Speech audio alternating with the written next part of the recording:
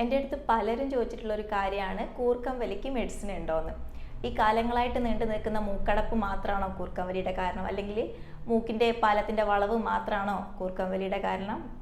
അങ്ങനെയല്ല, അതിന് വേറെയും കുറേ റീസൺസ് ഉണ്ട് ഈ കൂർക്കം വലിയുടെ. ഒന്ന് ഒബേസിറ്റി ആവാം, നമ്മുടെ ശരീരത്തിൽ ഓവർ വെയ്റ്റ്, അത് ചിലപ്പം കൂർക്കം വലിയുടെ ഒരു റീസൺ ആവും. അല്ലെങ്കിൽ മദ്യപാനമൊക്കെ ശീലമായിട്ടുള്ള ആൾക്കാരാണെങ്കിൽ കിടക്കുന്നതിന് മുന്നേ ഈ ഡ്രിങ്ക്സ് ആൽക്കഹോൾ യൂസ് ചെയ്യുന്നതൊരു റീസണാണ്.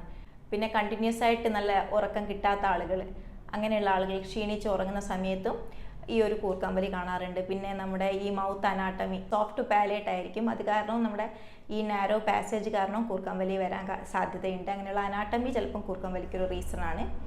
ചില ആൾക്കാരുടെ സ്ലീപ്പിംഗ് പൊസിഷൻ, അതും ഈ പറഞ്ഞ പോലെ കൂർക്കം വലിയുടെ ഒരു റീസണായിട്ട് വരാറുണ്ട്. അപ്പോൾ ഞാൻ പറയട്ടെ, ഈ അലർജി അല്ലെങ്കിൽ മൂക്കിൻ്റെ പാലത്തിൻ്റെ വളവ് മാത്രമല്ല കൂർക്കം വലിയുടെ റീസൺ, വേറെയും പല റീസൺ ഉണ്ട്. അതെന്താണെന്ന് കണ്ടുപിടിച്ചിട്ട് അതിന് വേണ്ടിയിട്ടുള്ള ട്രീറ്റ്മെൻറ്റ് എടുക്കാനും കൂടി ശ്രദ്ധിക്കേണ്ടതാണ്.